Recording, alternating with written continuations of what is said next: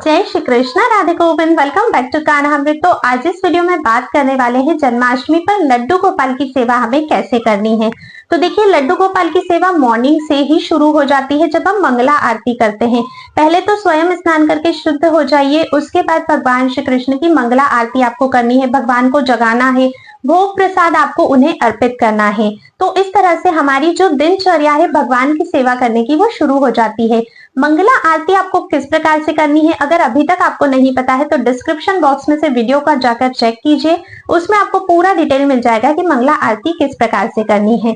मंगला आरती करने के बाद फिर देखिए, भगवान को इस दिन ना हमें बिल्कुल भी निग्लेक्ट नहीं करना है, इन द सेंस कि अपने जो डेली के कार्य हैं जो कोशिश करिए फटाफट उन्हें निपटाकर भगवान की सेवा में लगने की, क्योंकि जन्माष्टमी वो दिन होता है जिस दिन हमें पूर्णतः भगवान को समर्पित होना होता है। देखिए, हमारे कार्य तो हम डेली करते हैं, तो एक दिन हमें उनसे छुट्टी लेकर भगवान की सेवा में लगना है। भगवान का मंदिर हमें बहुत अच्छे से इस दिन साफ स्वच्छ करना है, घर को भी साफ करना है। जैसे हम लोग दिवाली कैसे सेलिब्रेट करते हैं, बिल्कुल वैसे ही जन्माष्टमी पूरे साल का सबसे इंपॉर्टेंट दिन होता है और कृष्ण भक्तों के लिए तो ये बहुत अधिक इंपॉर्टेंट होता है। तो आप लोग बहुत अच्छे से मंदिर की साफ सफाई कीजिए। आप चाहे तो अलग से एक चौकी लगा सकते हैं भगवान के लिए, जो भी डेकोरेशन करना है उनके लिए झूला आपको तैयार करना है। ठीक है, भगवान के मंदिर को इस तरह से आपको सजाना चाहिए कि देखते ही आपको आनंदित महसूस हो, क्योंकि जब आपका मन आनंदित होगा तो भगवान भी हमारे मन में ही रहते हैं। ठीक है, घर पर आप चाहे तो दरवाजे पर बंधनवार लगाइए अशोक या आम के पत्तों का, जिसमें आप फूल भी मिश्रित कर सकते हैं, रंगोली बना सकते हैं। दीप इस दिन आपको अवश्य जोड़ना चाहिए संध्या के समय में। आप संध्या समय में भी दीप जोड़ सकते हैं और रात्रि को जब भगवान का जन्म होता है तब भी आप लोग दीपक जोड़ सकते हैं। भगवान को नई पोशाक इस दिन हमें धारण करवानी चाहिए, सुबह भी और शाम को भी। अगर दोनों टाइम आप नहीं अफोर्ड कर सकते हो तो फिर रात्रि के टाइम पर तो आपको नई पोशाक धारण करवानी है, सुबह में आप साफ स्वच्छ पोशाक धारण करवा सकते हो। भगवान को सुंदर सुंदर चीजों का आपको इस दिन भोग लगाना है, मेवा, मिश्री, पंजीरी, माखन, मिश्री और जो भी ऋतु फल होते हैं वो सारे, जितने प्रकार के फूल आपको मिल सकते हैं वो सभी आपको उन्हें अर्पित करने चाहिए। उनके लिए नई बांसुरी, नई ज्वेलरी आपको लेकर आनी चाहिए। और देखिए, जब किसी का बर्थडे होता है तो हम उसे गिफ्ट अवश्य ही देते हैं, तो जो भी भेंट आप भगवान के लिए लाए हो वो आपको उन्हें रात्रि में, जब हम लोग अभिषेक करने के बाद पूजा करते हैं तब आपको उन्हें भेंट अर्पित करनी चाहिए, उनकी नजर हमें जरूर उतारनी है। तो देखिए, मंगला आरती हो गई, मंगला आरती के बाद तुलसी देवी की सेवा हमने कर ली। मैंने एक ऑलरेडी वीडियो बना रखा है कि आपको जन्माष्टमी पर पूजा किस प्रकार से करनी है, उसमें मैंने डिटेल में पूजा विधि बताई है, तो पूजा विधि के लिए आप उस वीडियो को डिस्क्रिप्शन बॉक्स में से चेक जरूर कर लीजिएगा। तो तुलसी देवी की पूजा कर ली, मंत्रों का जप वगैरह हो गया, फिर भगवान की हमने पूजा करी।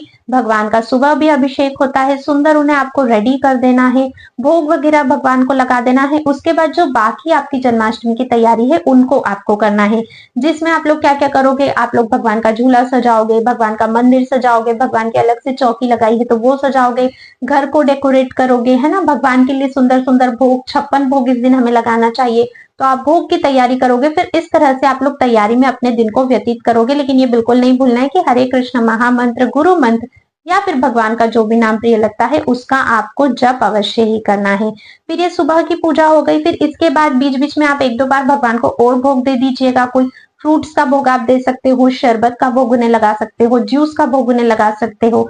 ठीक है, इसके बाद 12 बजे भगवान का आपको शयन करवा देना है, दोपहर में 12 साढ़े 12 तक। दोपहर में शयन करवाने के बाद, पर्दा लगाने के बाद फिर उन्हें 3:30 से 4 बजे तक आपको फिर से उठा देना है। उठाने के बाद आपको भगवान को फिर से भोग देना है, जो भी भोग अब आपके पास अवेलेबल है। फ्रूट्स भी दे सकते हो, जूसेस भी दे सकते हो, कुछ हल्का फुल्का ब्रेकफास्ट टाइप भी उन्हें दे सकते हो, जैसे स्नैक्स हम लोग जो शाम को लेते हैं, ऐसा कुछ भी आप लोग उन्हें फिर दे सकते हो। अब हमारी बारी आती है संध्या आरती की। बीच बीच में आप भगवान के पास जरूर बैठिए, ग्रंथों का पाठ कर सकते हैं, माला से जप कर सकते हैं, भगवान की लीलाओं का श्रवण और पठन कर सकते हैं। श्री भागवत जी से आप लोग भगवान के जन्म की कथा का पाठ कर सकते हैं या फिर ऑनलाइन भगवान के जन्म की कथा श्रवण कर सकते हैं। जन्माष्टमी पर भगवान श्री कृष्ण के जन्म की कथा श्रवण करने से बहुत अधिक पुण्य फल की प्राप्ति होती है। आपको चैनल पर भी जन्म कथा मिल जाएगी, तो आप अपने चैनल कान्हामृत से भी उसको सुन सकते हैं। ठीक है। फिर भगवान को, क्योंकि हमें बिल्कुल अकेला भी नहीं छोड़ना है, इसलिए बीच बीच में आप उनके पास ही बैठकर उनकी सेवाएं भी कीजिए और अपना नाम जप और ये सारी चीजें भी कीजिए। अब शाम की आरती के लिए आपको क्या करना है, जैसे रोज आप अपनी आरती करते हो शाम को बिल्कुल वैसे ही आरती करनी। ऐसा नहीं है कि हम रात को जन्म करवाएंगे, रात को अभिषेक होगा तो संध्या आरती ना करें, नहीं, संध्या आरती आपको करनी है। तुलसी महारानी को भी आपको दीप अवश्य ही समर्पित करना है। आपकी संध्या आरती हो गई, उसके बाद तैयारी करिए रात्रि की, भगवान का जन्म करवाने की, भगवान का अभिषेक। तो अभिषेक के लिए किन किन चीजों की आपको आवश्यकता होगी उन सबको जुटाइए, क्या क्या भोग आप लगाने वाले हो, सुंदर नवीन पुष्प फिर से उनके लिए हमें चाहिए होंगे, इत्र की सेवा करनी है, धूप दीप नैवेद्य ये सारी चीजें आपको जुटानी है। और जब तक 12 नहीं बजते, अगर आपके पास समय होता है, मान लीजिए सारी तैयारियां हो गई, तो उस बीच में आपको मंत्रों का और भगवान के नामों का जप करना है। आप विष्णु सहस्त्र नाम, गोपाल सहस्त्र नाम, कृष्ण स्तुति, किसी भी चीज का पाठ भी कर सकते हैं, ठीक है। और नहीं तो सबसे अच्छा है कि भगवान के नामों का निरंतर जप करते रहिए। उसके बाद अब जैसे ही रात्रि के 12 बजते हैं तब हमें भगवान का अभिषेक करना है।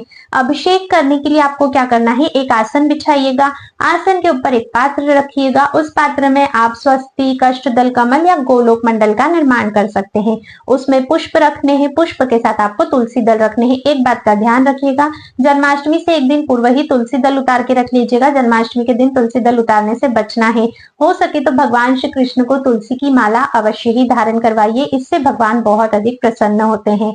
अब तुलसी दल रख लिया हमने, पात्र में पुष्प रख लिए, अब भगवान श्री कृष्ण यानी कि अपने लड्डू गोपाल को उसमें विराजमान कीजिए। कुछ ना कुछ वस्त्र उनके शरीर पर अवश्य होना चाहिए। अब भगवान का तेल में थोड़ा सा चंदन मिलाकर हल्की सी मालिश कीजिए। कच्चे दूध से स्नान करवाइए, दही से, घी से, फिर शहद से स्नान करवाइए। उसके बाद थोड़े से पानी में शक्कर मिश्रित कीजिए, उस जल से स्नान करवाइए। उसके बाद आप भगवान को फलों के रस से स्नान करवाइए। उसके बाद उष्णोदक स्नान करवाइएगा, थोड़े गुनगुने पानी से स्नान। उसके बाद चूर्णोदक स्नान होता है, पात्र एक लीजिएगा जिसमें पानी में हल्दी मिलाकर आप भगवान को स्नान करवाइए। उसके बाद होता है शुद्धोदक स्नान, साफ स्वच्छ जल से स्नान करवाना। उसके बाद जितने भी तरह के फूल आपको मिलते हैं उन फूलों के जल से आपको भगवान को स्नान करवाना है। इस तरह से जो अभिषेक है वो हमारा संपन्न होता है। अभिषेक हो जाने के बाद भगवान को नए वस्त्र आपको धारण करवाने हैं। पीले रंग के वस्त्र धारण करवाएंगे तो अति उत्तम होगा, पीला नहीं तो केसरिया भी धारण करवा सकते हैं। उनको जो भी ज्वेलरी श्रृंगार आपको करना है वो सब कीजिए। उनकी इत्र सेवा, सुबह भी इत्र सेवा करनी है और शाम को भी इत्र सेवा करनी है। इत्र सेवा कीजिए, सुंदर पुष्प उन्हें अर्पित कीजिए, जिस भी तरह से आप श्रृंगार करवाना चाहते हैं करवाइए। उनका तिलक कीजिए, उनकी नजर जरूर उतारिएगा। दोनों हाथों में थोड़ा थोड़ा राई नमक लीजिए और इस तरह से भगवान की आपको नजर उतारनी है। नजर उतारने के बाद फिर आपको जो है भगवान श्री कृष्ण को आरती के लिए रेडी करना है। तो आरती आप जो भी रोज करते हैं वो आरती आप कर सकते हो, ठीक है। धूप उन्हें दिखाइएगा, ठीक है। फिर 56 भोग अगर लगा रहे हो या जो भी भोग है भोग अर्पित कीजिए। सभी में तुलसी दल डालिए। इस तरह से अपनी पूजा और अपनी सेवा को संपन्न कीजिए। जन्माष्टमी की रात्रि हमें सोना नहीं चाहिए, जागरण करना चाहिए। पूरी रात्रि कीर्तन, नाम जप, ग्रंथों का पाठ, ये सारी चीजें होनी चाहिए। तो सोना बिल्कुल भी नहीं है, आप सेवा में ही लगे रहिए। फिर नेक्स्ट डे नवमी के दिन आपको सुबह फिर से मंगला आरती करनी है और फिर जो पारण की प्रोसेस है वो फॉलो करनी है।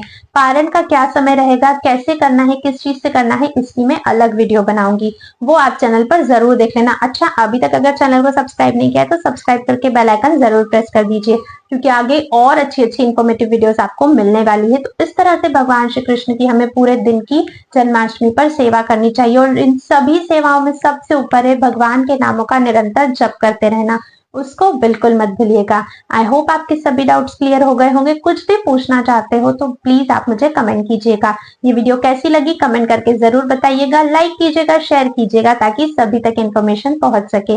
अब हम नेक्स्ट वीडियो में मिलते हैं, तब तक के लिए राधे राधे।